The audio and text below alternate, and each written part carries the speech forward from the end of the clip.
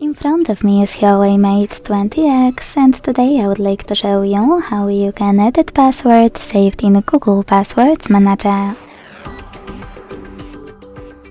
Begin by opening Settings and scrolling down to hit Google.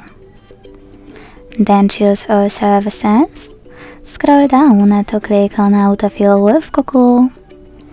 Use this switcher next to Use Autofill with Google if it's not already on, and tap on Passwords. Then click on one of your passwords to edit. Enter your screen lock and tap on Edit button. Then change whatever you want to.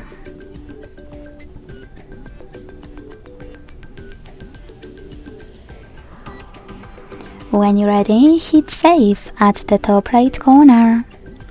Thanks so much for watching. If you enjoyed this video, leave a like, comment and subscribe. Bye!